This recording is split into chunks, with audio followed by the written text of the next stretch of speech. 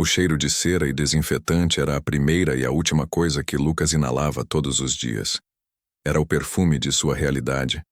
Uma névoa química que se agarrava às suas roupas e à sua pele. Um lembrete constante de sua posição no universo corporativo da Quantum Solutions.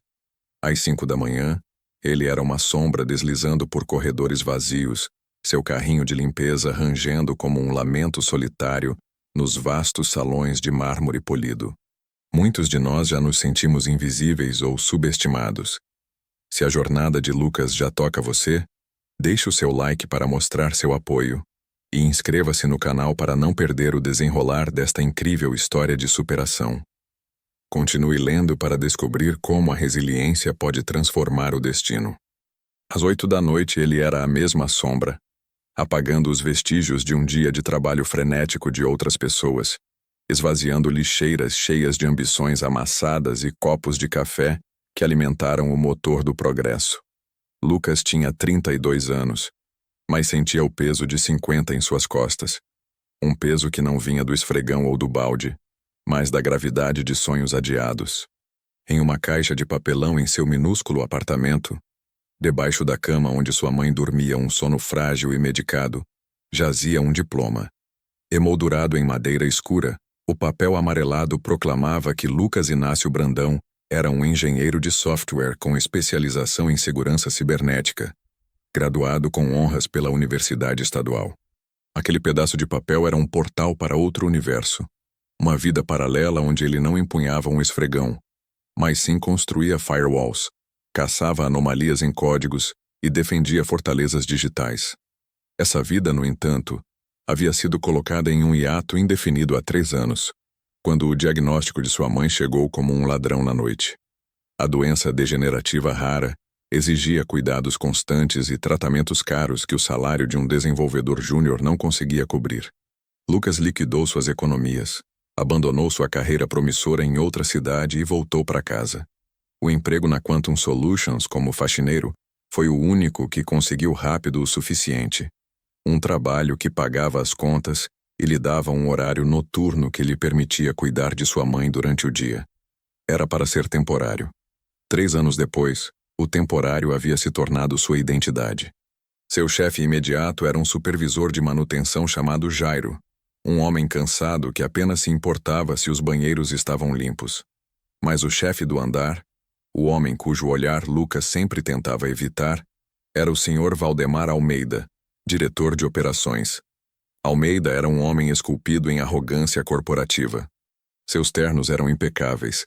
Seus sapatos brilhavam mais que o chão recém-encerado por Lucas, e seu sorriso era uma fina camada de cortesia sobre um núcleo de desprezo por qualquer um que ele considerasse abaixo dele. E para o Sr. Almeida, ninguém estava mais abaixo do que o faxineiro. O incidente que selaria o destino de ambos aconteceu em uma terça-feira chuvosa. Lucas estava limpando o corredor do 20º andar, o andar da diretoria, quando o Sr. Almeida saiu de sua sala falando alto ao telefone. Ele gesticulava com impaciência, quase colidindo com o carrinho de Lucas. Incompetência. É isso que é. Quero soluções, não desculpas. Ele bradou no aparelho antes de desligar com um toque furioso. Ele então se virou e seus olhos caíram sobre Lucas. Na prateleira inferior do carrinho de limpeza, ao lado de panos e borrifadores, estava um livro grosso de capa dura. Estruturas de criptografia avançada. Lucas o lia durante seu intervalo de 30 minutos. Um pequeno exercício para manter sua mente afiada. Um elo com o homem que ele costumava ser. O olhar de Almeida estreitou-se. "O que é isso?" ele perguntou, o tom pingando desdém. "É um livro, senhor", respondeu Lucas, a voz baixa e respeitosa. "Eu sei que é um livro, obviamente." Almeida zombou, pegando o volume com as pontas dos dedos, como se estivesse manuseando lixo. Ele leu o título, e uma risada curta e cruel escapou de seus lábios. "Criptografia. Que grande ambição para um faxineiro.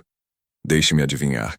Você fez um curso online, e agora sonha em ser um desses garotos de TI, não é?" Lucas sentiu o calor subir por seu pescoço. Ele queria apenas pegar o livro e desaparecer, mas Almeida não havia terminado. A humilhação pública era um de seus esportes favoritos. Na verdade, eu sou formado em engenharia de software, disse Lucas, a voz quase um sussurro. Foi um erro. Ele sabia no instante em que as palavras saíram. A dignidade o forçou a dizê-las, mas a prudência gritava em sua mente. A expressão de Almeida se transformou de zombaria em puro escárnio. Ele jogou o livro de volta no carrinho com um baque surdo. Ah, claro. Um engenheiro. E eu sou um astronauta, ele disse, sua voz alta o suficiente para que a secretária na mesa próxima levantasse o olhar. Escute bem. E escute uma vez só. Ele se inclinou, invadindo o espaço pessoal de Lucas, seu hálito com cheiro de café caro. Aqui neste prédio você é o homem que limpa a minha sujeira. A única coisa que me importa é se você sabe a diferença entre um desinfetante e um polidor de móveis. O seu diploma, real ou imaginário, não vale absolutamente nada aqui. Entendeu? Cada palavra foi uma bofetada. Lucas apenas assentiu, seus olhos fixos em um ponto no chão perfeitamente limpo. Sim, senhor. Ótimo. Agora tire esse carrinho do meu caminho, ordenou Almeida, ajustando a gravata antes de se afastar, deixando Lucas em uma poça de humilhação invisível. Aquele momento se tornou um marco para Lucas. A pequena chama de esperança que ele mantinha acesa, a crença de que sua situação era temporária, quase se apagou. Ele parou de levar seus livros para o trabalho. Ele se tornou ainda mais uma sombra, mais silencioso, mais invisível. Ele era o faxineiro. Nada mais. Seu diploma estava enterrado junto com o homem que um dia sonhou em construir o futuro digital. Até que o sistema da empresa caiu e o futuro digital decidiu cobrar seu preço. Aconteceu em uma quinta-feira, quase 6 meses depois da humilhação no corredor. O dia começou como qualquer outro. O zumbido dos servidores no data center do 17º andar era a trilha sonora constante do trabalho de Lucas naquela área. Era uma sala de vidro, mantida a uma temperatura glacial, cheia de torres de metal piscando com luzes verdes e azuis. O cérebro da Quantum Solutions. Lucas tinha permissão para limpar apenas a área externa e o chão da entrada, sob o olhar atento de um segurança. Por volta das 10 da manhã, um alarme diferente soou. Não era o de incêndio. Era um som agudo, eletrônico, vindo de dentro da sala dos servidores. Ricardo, o chefe da equipe de TI, passou correndo por Lucas, o rosto pálido. 2 outros técnicos o seguiram. Eles entraram na sala e a porta se fechou. Lucas continuou seu trabalho, mas uma sensação de inquietação começou a se instalar. 15 minutos depois, os telefones nos escritórios começaram a tocar e depois a emudecer. As telas dos computadores, uma a uma, começaram a piscar, sendo substituídas por uma tela preta com um texto vermelho sangue. Era um crânio estilizado, formado por códigos binários, e abaixo dele, uma mensagem. Seus arquivos foram criptografados. Não tente recuperá-los. Qualquer tentativa resultará na destruição permanente dos dados. Para obter a chave de descriptografia, transfira 50 bitcoins para a carteira abaixo. Vocês têm 24 horas. O caos foi instantâneo e absoluto. Gritos de pânico ecoaram pelos andares. As operações da Quantum Solutions, uma empresa de logística global que dependia de dados em tempo real para gerenciar frotas, estoques e entregas em dezenas de países, foram completamente paralisadas. Nada funcionava. O sistema nervoso central da companhia havia sido sequestrado.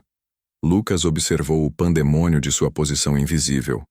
Ele viu executivos correndo, secretárias chorando, e a equipe de TI trancada no data center, travando uma batalha que, pelo som dos gritos frustrados que vazavam pela porta, eles estavam perdendo. Horas se passaram. O almoço veio e se foi, intocado na maioria das mesas. A tarde se arrastava, espessa com medo e impotência. Senhor. Almeida estava em seu elemento mais tóxico, marchando pelo andar, berrando com Ricardo pelo viva voz, ameaçando demissões em massa. Eu não pago a vocês uma fortuna para ficarem olhando para uma tela preta. Consertem isso, agora, ele vociferava. Lucas, em sua rotina, chegou ao andar de TI para a limpeza da tarde. A porta do data center estava entreaberta. Ele podia ouvir a conversa desesperada lá dentro. O ransomware é uma variante do Nix. Nunca vi nada assim. A criptografia é AES 2048 com uma chave RSA 4096. É inquebrável, disse a voz cansada de Ricardo. Eles entraram por um vetor de phishing, um e-mail que um idiota do marketing abriu. E os backups? Perguntou outra voz. Corrompidos. O vírus se espalhou pela rede como fogo antes de se ativar. Atingiu os servidores de backup primeiro. Eles foram meticulosos. Sabiam exatamente onde atacar. Então é isso? Pagamos o resgate, disse um terceiro. 50 bitcoins. Isso é mais de 10 milhões de reais. Lucas parou, o esfregão gotejando silenciosamente no balde. Nix. Ele conhecia aquele nome. Não era um ransomware conhecido, mas ele havia lido sobre um grupo de hackers de elite, quase mitológico, que se autodenominava Sombras de Nix. Eles eram famosos por criar malwares do zero para cada alvo, tornando as assinaturas de vírus e as defesas convencionais inúteis. Ele sentiu um arrepio, não de medo, mas de familiaridade. Em sua mente ele começou a dissecar o problema. O vetor de ataque, a escolha da criptografia, a destruição dos backups, era uma obra de arte do mal, e algo sobre a descrição de Ricardo acendeu uma luz em sua mente. Uma anomalia teórica que ele havia estudado. Um pequeno paradoxo na forma como certas chaves RSA eram geradas em ambientes virtualizados. Era uma tese que seu professor na faculdade havia chamado de brilhante, mas impraticável. Ninguém seria estúpido o suficiente para deixar essa brecha em um ataque dessa magnitude. Certo? Ele continuou seu trabalho, mas sua mente não estava mais no cheiro de desinfetante. Estava em um mundo de algoritmos, chaves assimétricas e backdoors teóricos. Ele esvaziou a lixeira ao lado da mesa de Ricardo, que estava do lado de fora, com a cabeça entre as mãos. Almeida estava de pé sobre ele, o rosto vermelho de fúria. Você tem 1 hora, Ricardo. 1 hora para me dar uma solução que não seja entregar milhões para esses criminosos. Ou então, você e toda a sua equipe estarão na rua, limpando o chão junto com ele. Almeida cuspiu, apontando com o queixo para Lucas. O insulto mal registrou. Lucas estava olhando para um diagrama rabiscado em um quadro branco dentro da sala, a arquitetura da rede da Quantum. E ele viu. Viu o caminho que o vírus provavelmente havia percorrido. E viu a falha. Uma falha de design tão fundamental, tão arrogante, que se alinhava perfeitamente com a tese de seu professor. Os servidores de backup não estavam apenas em rede. Eles estavam rodando em uma máquina virtual com o mesmo patch de kernel que o servidor principal. Uma economia de custos estúpida, provavelmente ordenada por alguém como Almeida, que criava a exata condição para a vulnerabilidade teórica que ele conhecia. Seu coração começou a bater mais rápido. Ele poderia ajudar. Mas por quê? Para salvar o homem que o humilhou? Para salvar a empresa que o via como menos que um ser humano? Ele olhou para Ricardo, um homem decente sendo esmagado pela pressão. Ele pensou nos outros funcionários, pessoas comuns com famílias, agora aterrorizadas com a possibilidade de perderem seus empregos. Ele pensou em sua mãe. Se a empresa falisse, ele perderia seu emprego, seu único meio de sustento. Seu dilema não era sobre salvar Almeida. Era sobre se salvar e a todos os outros. A dignidade era um luxo. A sobrevivência não era. Com as mãos suando, ele deixou o carrinho de limpeza e se aproximou de Ricardo. Senhor Ricardo, ele começou, a voz um pouco trêmula. Ricardo levantou a cabeça, os olhos vermelhos de exaustão. O que foi, Lucas? O banheiro entupiu? Porque isso seria a cereja no bolo do meu dia. Não, senhor. É sobre o ataque. Eu acho que sei como eles fizeram. E talvez como detê-los. Ricardo olhou para ele, primeiro com incompreensão, depois com uma centelha de curiosidade desesperada. Mas antes que ele pudesse responder, a voz de Almeida cortou o ar como um chicote. O que você disse? Almeida se virou, um sorriso de descrença absoluta em seu rosto. O faxineiro tem uma teoria. Oh, isso é maravilhoso. Por favor, ilumine-nos com sua sabedoria, ó mestre dos esfregões. O que faremos? Jogaremos água sanitária no servidor principal? A equipe de TI, que havia se reunido na porta, observava a cena em silêncio constrangido. A humilhação de Lucas era mais uma vez um espetáculo público. Desta vez, algo dentro de Lucas se rompeu. A casca de submissão que ele construiu por 3 anos rachou. Ele olhou diretamente nos olhos de Almeida, não com raiva, mas com uma calma gélida que desarmou o diretor por um segundo. O ransomware se chama Nix. Ele explorou uma vulnerabilidade de dia 0 em um e-mail de phishing para obter acesso. Mas para se propagar e criptografar os backups simultaneamente, ele precisou de acesso em nível de kernel. A arquitetura de virtualização de vocês, que espelha o patch do kernel entre o servidor de produção e o de backup para economizar em licenças, cria um loop de feedback de entropia quando a chave RSA é gerada. Isso significa que a chave privada não é verdadeiramente aleatória. Existe um padrão. Um padrão que pode ser explorado para recriar a chave de descriptografia. É uma chance em 1 milhão, mas é a única que vocês têm, além de pagar o resgate. O silêncio que se seguiu foi tão profundo que o zumbido dos ventiladores de emergência pareceu um rugido.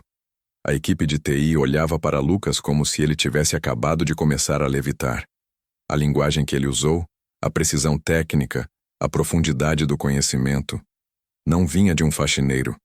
Ricardo foi o primeiro a se recuperar. O loop de feedback de entropia. Eu li um artigo sobre isso. Uma teoria, como você. Eu escrevi alguns artigos sobre isso na faculdade, disse Lucas simplesmente. O rosto de Almeida passou por uma gama de cores, do vermelho da raiva ao branco do choque. Ele estava sem palavras. Sua arma principal, o desprezo, de repente inútil. Foi nesse momento que uma nova figura entrou em cena. Doutora Valéria Bastos, a CEO da Quantum Solutions. Ela estava em uma viagem de negócios e havia acabado de chegar, chamada de volta pela crise. Ela era uma mulher de 60 anos com um olhar de aço e uma reputação de não tolerar incompetência. Ela havia ouvido a última parte da explicação de Lucas. Quem é você? Ela perguntou, sua voz calma, mas carregada de autoridade. Seus olhos não estavam em Almeida, mas fixos em Lucas. Ele é o faxineiro. Almeida conseguiu dizer, a voz fraca, tentando recuperar o controle. Doutora Valéria o ignorou completamente. Eu perguntei o nome dele. Lucas Inácio Brandão, senhora, respondeu ele. Senhor. Brandão, ela disse, o título formal soando estranho e ao mesmo tempo certo naquele corredor. O que você precisa para testar essa sua teoria? Lucas hesitou por um segundo. Acesso de administrador ao servidor central, um terminal isolado e um café bem forte. Almeida bufou. Isso é um absurdo. Não podemos dar acesso ao nosso sistema para ele. É uma violação de todos os protocolos de segurança. Doutora Valéria finalmente se virou para Almeida, e seu olhar era cortante. Seus protocolos de segurança permitiram que nossa empresa inteira fosse feita de refém. O senhor, no momento, não está em posição de citar protocolos. Ricardo, prepare o que o senhor Brandão pediu, agora. O resto de vocês, ela disse para a equipe de TI. Deem a ele todo o suporte necessário. Ela então olhou para Almeida. E o senhor Valdemar, venha até minha sala. Vamos ter uma conversa sobre o valor dos recursos humanos desta empresa. Enquanto Almeida a seguia como um condenado caminhando para a forca, Ricardo levou Lucas para dentro do data center. A sala fria, antes um lugar proibido, agora se abria para ele. Sentar-se em frente ao terminal, com o teclado sob seus dedos, foi como voltar para casa depois de um longo e doloroso exílio. As horas seguintes foram um borrão de concentração intensa. Com a equipe de TI observando em um silêncio reverente, Lucas trabalhou. Sua mente, faminta por um desafio real, devorou o problema. Ele escreveu scripts complexos, analisou megabytes de logs corrompidos e construiu um programa para explorar a falha teórica que ele conhecia tão bem. Era uma dança complexa de lógica e intuição. Cada linha de código era uma pequena rebelião contra os últimos 3 anos de sua vida. Cada comando executado era um golpe contra a humilhação que havia sofrido. Às 7 da noite, com apenas 5 horas restantes no ultimato dos hackers, ele executou o programa final. A tela se encheu de caracteres sem sentido enquanto o algoritmo tentava forçar a geração da chave. Minutos se arrastaram como horas. A tensão na sala era palpável. E então, no meio do caos de dados, uma única linha de texto apareceu em verde. Chave RSA 4096, recuperada com sucesso. Um suspiro coletivo encheu a sala, seguido por uma explosão de aplausos e gritos de alívio. Ricardo colocou uma mão no ombro de Lucas, os olhos marejados de gratidão. Você conseguiu. Meu Deus, você conseguiu. Lucas apenas assentiu, uma onda de exaustão e triunfo o invadindo. Ele não era mais o faxineiro. Ele era o engenheiro. Ele era o arquiteto da salvação da empresa. Doutora Valéria estava na porta observando tudo. Ela não sorriu, mas havia um profundo respeito em seu olhar. Na manhã seguinte, um e-mail foi enviado a todos os funcionários. Anunciava a restauração completa dos sistemas e a prevenção de uma perda catastrófica, graças à intervenção decisiva de um de nossos mais valiosos e até então desconhecidos talentos. Anunciava também a demissão imediata do Sr. Valdemar Almeida, por negligência gerencial e falha na valorização do capital humano da empresa. Lucas foi chamado ao escritório da CEO. Ele usava suas roupas normais de trabalho, sentindo-se deslocado no ambiente luxuoso. Doutora Valéria não perdeu tempo. Senhor Brandão, eu li seu arquivo. Li sobre sua mãe. E li a tese que você publicou na universidade. A empresa lhe deve desculpas. E eu, pessoalmente, lhe devo um pedido de desculpas por termos um ambiente onde um homem com seu talento foi reduzido a limpar o chão, disse ela. Eu precisava do emprego, senhora. Ele respondeu com sinceridade. E agora a empresa precisa de você, ela contrapôs. Estamos criando uma nova divisão, Diretoria de Segurança Cibernética e Resposta a Incidentes. E eu quero que você seja o diretor. Salário inicial de 50 mil por mês, plano de saúde integral para você e sua mãe, e um orçamento para montar a equipe que você quiser. Lucas ficou atordoado, incapaz de processar a magnitude da oferta. 50 mil. Era mais do que ele ganhava em 5 anos. Era a segurança de sua mãe. Era o fim do cheiro de desinfetante.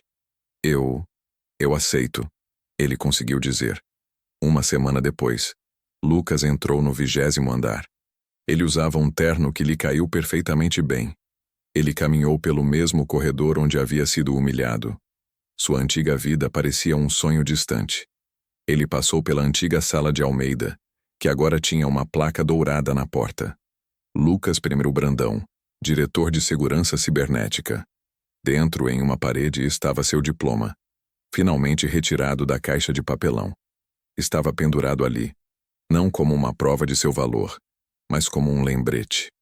Um lembrete de que o valor de uma pessoa não está no título que ela ostenta, mas na mente que ela cultiva e no caráter que ela demonstra. Um lembrete de que, às vezes, as mãos que limpam a sujeira são as mesmas que seguram a chave para salvar tudo. A jornada de Lucas é a prova de que o talento sempre encontra um caminho. Se esta história te inspirou, por favor, deixe o seu like, comente abaixo qual foi a sua parte favorita e inscreva-se no canal para fazer parte da nossa comunidade. Seu apoio nos ajuda a trazer mais contos emocionantes como este. Obrigado por ler.